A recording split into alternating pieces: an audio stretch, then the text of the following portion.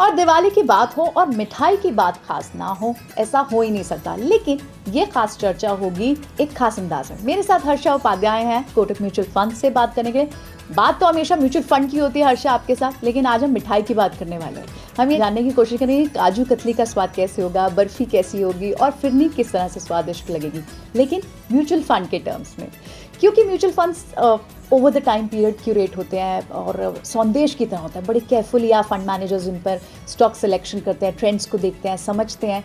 तो एक बार एक कोशिश करते हैं हमारे व्यूवर्स को समझाने के लिए कि काजू कतली का स्वाद किस म्यूचुअल फंड में आता है। यानी काजू कतली बहुत मीठी होती है और ऐसा कौन सा म्यूचुअल फंड होता है जो हमेशा मीठा रिटर्न देता है। तो अगर आप ऑल वेदर फंड्स की बात करें काजू कतली के हिसाब से, तो मुझे लगता है कि large cap mid cap fund जो mix of large cap mid cap होगा या मल्टी कैप या फ्लेक्सी कैप, ये तीनों कैटेगरी के जो फंड्स हैं इनको हम उस काजू कतली के बकेट में लगा सकते हैं। तो यानी अगर अभी तक आपने म्यूचुअल फंड नहीं खरीदे हैं ना, इस बार काजू कतली नहीं खरीदे, आप काजू कतली के जैसा म्यूचुअल फंड खरीदे, बिल्कुल, और सिलेक्शन ये रहेगी। तो फिर हर्षा आप बर्फी को कहाँ डालेंगे? क्योंकि बर्फी एक ऐसी कैटेगरी ऑफ मिठाई है जो बहुत एक्सचेंज होती है और जब कुछ समझ नहीं आता तो लोग कहते हैं बर्फी ही ले लेते हैं प्लेन, लेकिन उसके साथ एक कैवेट है, थोड़ा प्लेन टेस्ट होता है, हर एक को पसंद भी नहीं आती, स्ट्रॉन्ग टेस्ट नहीं होते उसमें। तो ऐसा कोई म्यूचुअल फंड जो एवरेज रिटर्न तो देता होगा लेकिन बहुत ज़्यादा उसमें वेरिएशन नहीं होगी। मुझे लगता है कि लार्ज कैप फंड्स को हम इस कैटेगरी में डाल सकते हैं, और जो पैसिव फंड्स हैं इंडेक्स फंड्स और ETFs उनको भी हम शायद बर्फी के कैटेगरी में डाल सकते हैं।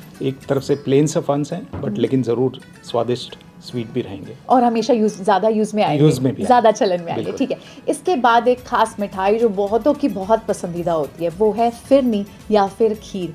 अब ये जो मिठाइयाँ होती हैं ना हर्षा, बहुत समय लेती हैं बनने में एज़ कम्पेयर टू अदर मिठाई, और इनका स्वाद तब बढ़ता है जब आप इन्हें ज़्यादा कुक कर लेते हैं। तो यानी ऐसे कौन से फंड्स हो सकते हैं जो आज शुरुआत में स्लो प्रोसेस में है, नेसेंट स्टेज में है या अर्ली स्टेजेस में है, लेकिन प्रोसेस बन रहा है एक मिठास देने का लंबे समय के लिए, कल मीठे दिखेंगे ये आपको। देखिए, अगर आज वैल्यूएशंस को देखेंगे तो बैंकिंग एंड फाइनेंशियल सेक्टर में वैल्यूएशंस जो हैं वो पिछले 5 साल के वैल्यूएशन से कंपैरिजन में काफ़ी नीचे के लेवल पे, जबकि पूरा मार्केट वो वैल्यूएशन एक तरफ से ऊपर के लेवल पे।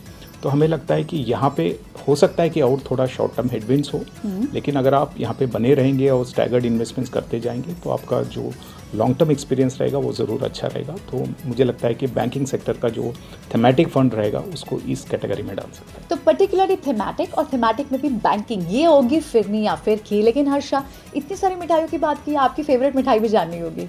मैं तो बोलूँगा कि ऑल वेदर मिठाई जो काजू कतली रहेगा तो वही अच्छा है। सबसे स्वीट वाली मिठाई, यानी आप तो ऑफकोर्स फंड मैनेजर, आप चाहेंगे कि आपका कंसिस्टेंट और कंपाउंडिंग इंटरेस्ट हर बार मिलता रहे। बहुत बहुत शुक्रिया हर्षा आज समय देने के लिए और हमारे साथ टेस्टफुल कॉन्वर्सेशन करने के लिए, मीठी सी कॉन्वर्सेशन करने के लिए बहुत बहुत शुक्रिया आपका। धन्यवाद।